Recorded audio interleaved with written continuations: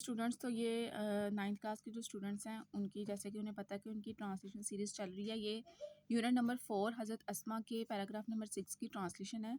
हज़रत Asma was amongst the early few ones who had accepted Islam. हज़रत अस्मा इब्तदाई चंद अफराद में से पहली थीं जिन्होंने इस्लाम कबूल किया।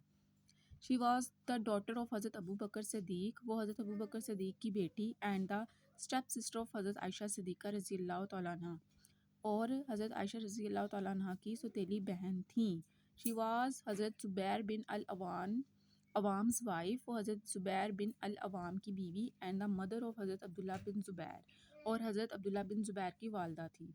She died at the age of about 100 years. उन्होंने 100 साल की पुख्ता उम्र में वफ़ात पाई। हज़रत अब्दुल्ला बिन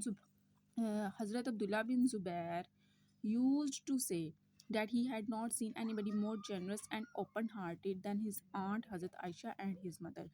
हज़रत अब्दुल्ला बिन ज़ुबैर कहा करते थे कि उन्होंने अपनी वालदा और अपनी खाला आयशा जैसा सखी दिल कहीं नहीं देखा। हज़रत अस्मा was so generous that she sold her inherited garden. हज़रत अस्मा इस कदर सखी थी कि उन्होंने अपना विरासती बाग बेच डाला and gave away all the money to the poor and the needy और तमाम तर रकम गरीबों और ज़रूरतमंदों को दे दी।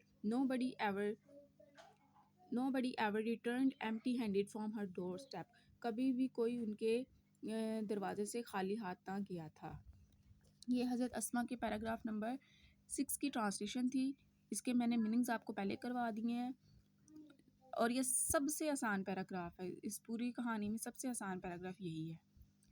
सो आई होप कि आपको इस पैराग्राफ की समझ आ गई होगी। मैं इसकी ट्रांसलेशन जो है वो आपको एक दफ़ा दिखा देती हूँ ताकि आप इसको नोट करके तो याद कर सकें। ये हमारा सेकंड लास्ट पैराग्राफ था। सो इसकी ट्रांसलेशन मैं आपको दिखा देती हूँ। ये रही इसकी ट्रांसलेशन। इसको आप एज़ इट इज़ अगर आप कर लें, इसको पॉज करके नोट कर लें तो आपका ये जो चैप्टर है सबसे आसान और इम्पोर्टेंट चैप्टर है और इस इम्पोर्टेंट चैप्टर के अंदर से सबसे इम्पोर्टेंट पैराग्राफ भी यही है। इसको अच्छी तरह आप कर लें। इसके बाद अब हमारा लास्ट पैराग्राफ होगा और इसके बाद हज़रत अस्मा की जो ट्रांसलेशन है वो हमारी ख़त्म हो जाएगी। इसी के साथ यहाँ पे आज की हमारी ये जो वीडियो है वो ख़त्म होती है। अब हम नेक्स्ट वीडियो में इसका लास्ट पैराग्राफ पढ़ के इस चैप्टर को एंड कर देंगे। आई होप कि आपको समझ आ रही है और ये ट्रांसलेशन सीरीज़ मैंने स्पेशली इसलिए स्टार्ट की है क्योंकि बहुत से बच्चे ट्रांसलेशन छोड़ देते हैं या फिर करने के बावजूद भी उनकी ट्रांसलेशन इतनी अच्छी नहीं होती। वजह सिर्फ ये होती है कि उन्होंने सही तरह रीडिंग नहीं की होती और ट्रांसलेशन में अल्फाज मुश्किल होने की वजह से उनको याद नहीं होती। तो मैंने आपको आसान अल्फाज में ट्रांसलेशन समझा दी है और अगर आप इसको साथ साथ करते जाएंगे तो आपके जो पेपर में ये क्वेश्चन आना है ये बिल्कुल भी जो है वो आपका ख़राब नहीं होगा और आपके मार्क्स भी जो है इसमें अच्छे आ सकते हैं। अगर आप डे वाइज ट्रांसलेशन करते जाएंगे तो आपका ट्रांसलेशन का सवाल जो है वो बहुत अच्छा तैयार हो जाएगा। और अब तो वैसे भी उन्होंने सिर्फ 6 चैप्टर्स की ट्रांसलेशन दी है।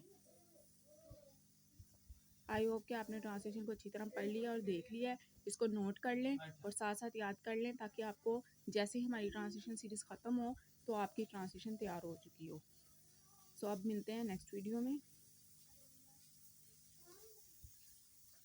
आप इसको अच्छी तरह नोट कर लें और नेक्स्ट वीडियो में अब आपको मैं इसका लास्ट पैराग्राफ पढ़ाऊँगी। इसी के साथ यहाँ पे मेरी ये वीडियो जो है वो एंड हो जाती है।